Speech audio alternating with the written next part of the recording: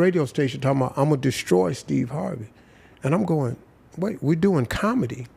You know, we're not rappers. This ain't a beef. Comedians don't have beefs. So from that moment on, I just believed everything I asked God for, he was going to do. Yeah. 76 years old, Samuel L. Jackson has reached the point where his patience with Hollywood's smoke and mirrors has run out, and what he has chosen to reveal is nothing short of jaw-dropping. For decades, Jackson has been known as the unfiltered presence in an industry obsessed with politeness, the man who says what everyone else is too afraid to whisper. But now, he's done more than curse out reporters or clap back at critics. He's named names. The kind of names that shake the table, the kind of grudges that feel decades in the making. When a man who's carried blockbusters on his back, survived the studio system, and outlasted entire generations of rivals, finally decides to tell us who he truly cannot stand, it's not petty gossip. It's a rare peek into the scorecard of someone who has seen Hollywood's darker side up close and lived to tell it. Now, I'm a Christian, but I ain't that good a Christian. And the first name off Jackson's lips?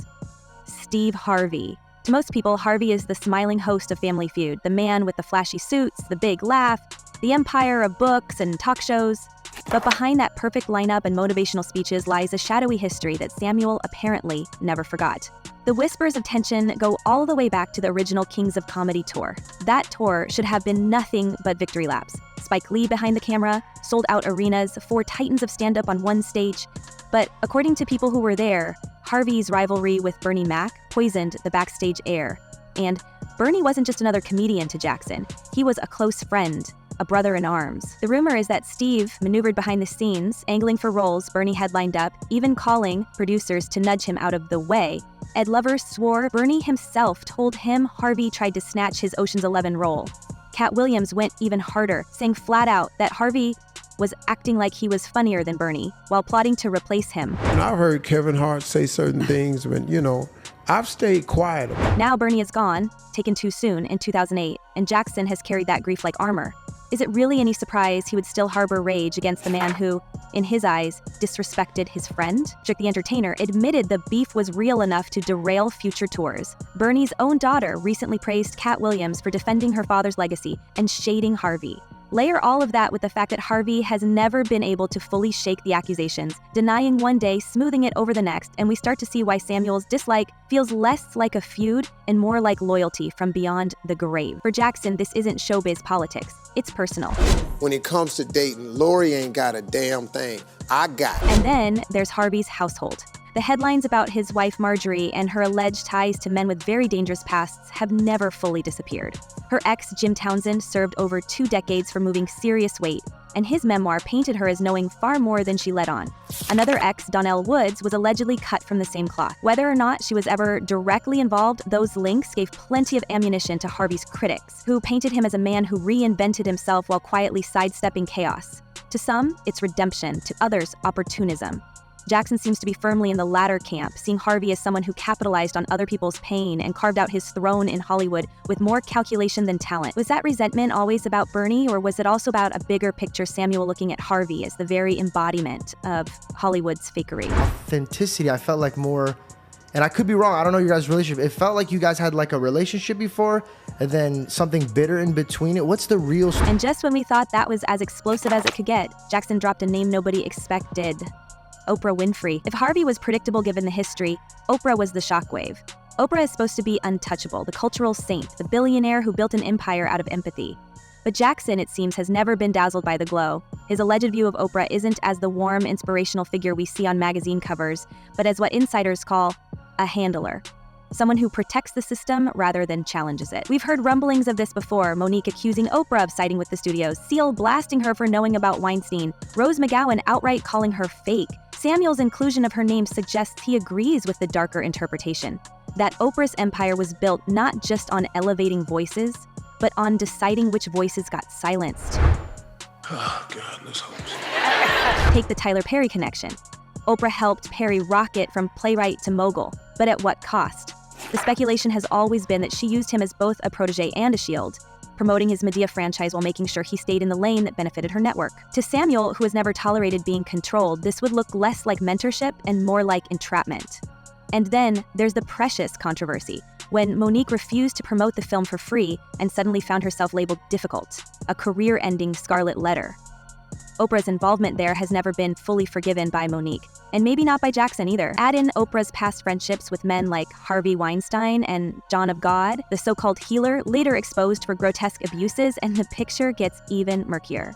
So when Samuel names Oprah as someone he flat out cannot stand, it's not just an insult, it's an accusation, an unspoken claim that she's part of the machinery that keeps Hollywood toxic. Fans have long whispered about Oprah's power to make or break careers with a single nod, and hearing Jackson echo that sentiment is the kind of jaw-dropping revelation that makes us question just how much of Hollywood's success stories were organic and how many were orchestrated. If Samuel truly believes Oprah prioritized her empire over fairness, then her placement on his list is less about personality and more about exposing the invisible strings that have run through Hollywood for decades. Caught what they call an edge.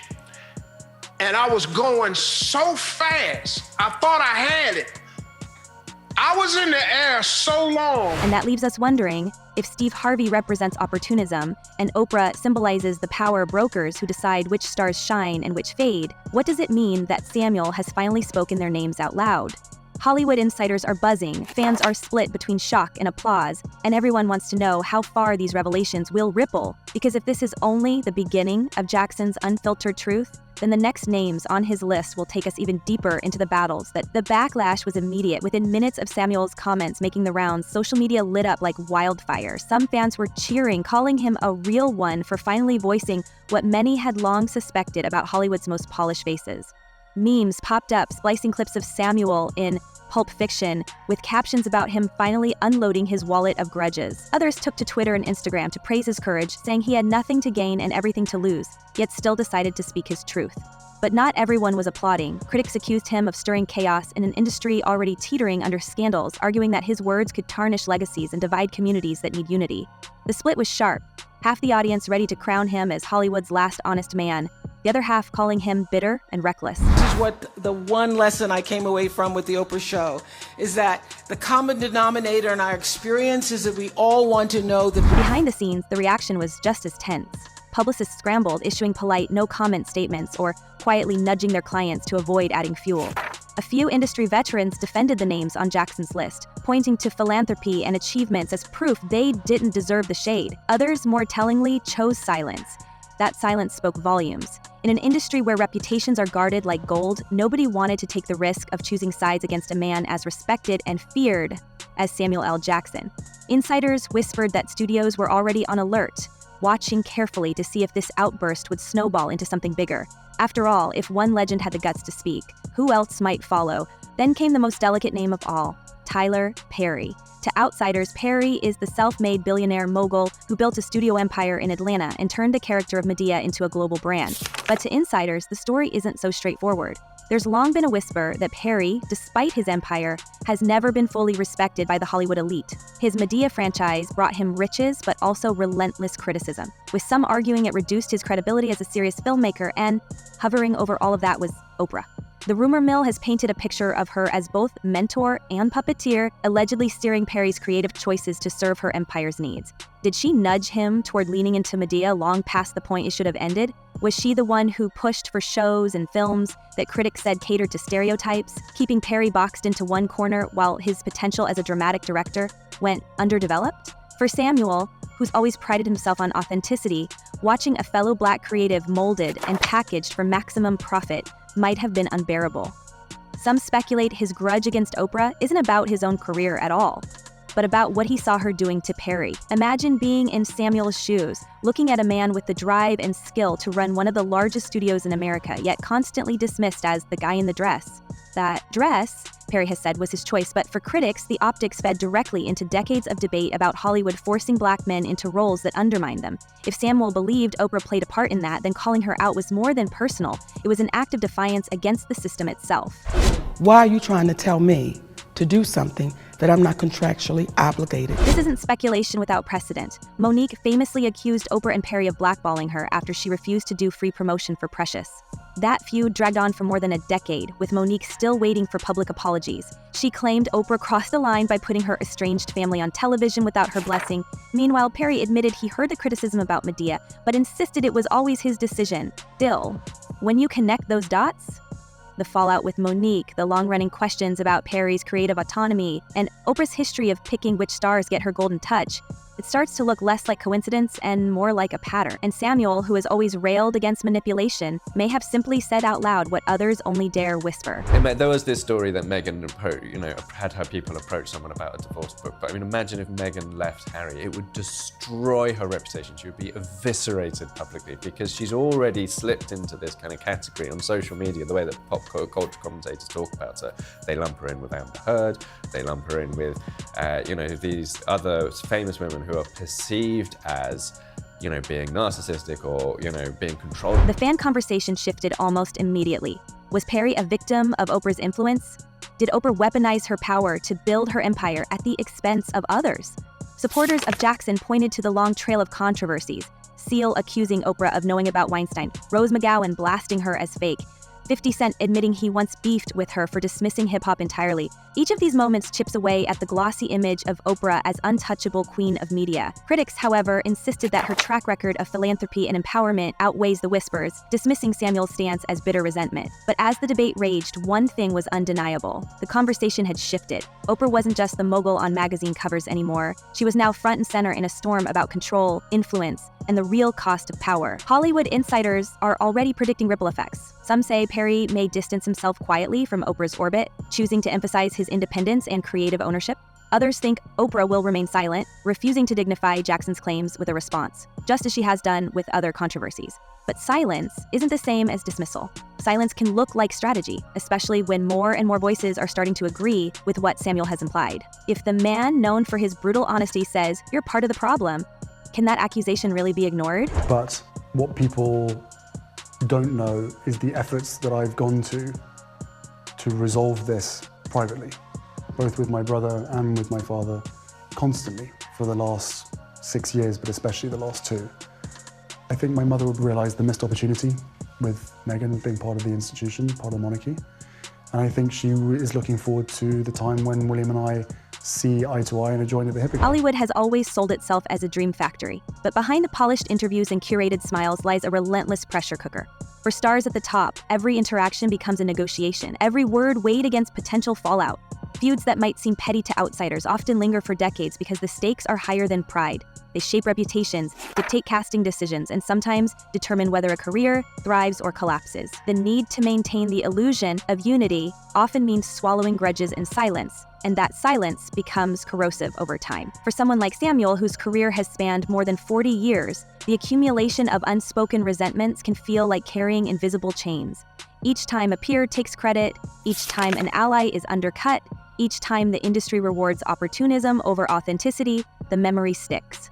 By the time someone reaches their 70s, those moments don't just fade into the background, they stack into a mountain of unfinished business. His decision to unburden himself now may reflect a need for release as much as it reflects his anger at specific names. We rarely acknowledge how much psychological weight celebrity life demands. Maintaining a flawless brand means pretending to forgive, to forget, to play nice for the cameras even when betrayal cuts deep. It means sitting on talk show couches beside rivals who may have stolen roles, lied to studios, or whispered rumors that shaped entire narratives. For decades, Samuel played along, keeping the mask on. But the longer someone wears that mask, the heavier it gets. Eventually the cracks show and the truth seeps out. The emotional toll of these feuds also reshapes the way stars view their own identities. Many are forced to split themselves in two: the public persona who smiles at award shows and the private self who carries scars no one sees. When those two selves drift too far apart, the cost can be devastating. Alienation, bitterness, even the collapse of long-term friendships. For some, it leads to withdrawal from the spotlight. For others, like Samuel, it sparks a defiant honesty that no longer fears the backlash. I don't care where the money comes from.